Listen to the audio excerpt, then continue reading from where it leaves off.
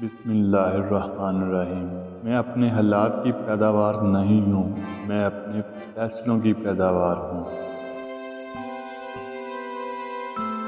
اس بات کی فکر نہ کیا کرو، ہو جائے گا۔ ہمیشہ اپنے آپ کو مضبوط رکھو اور اپنے ساتھ رہو۔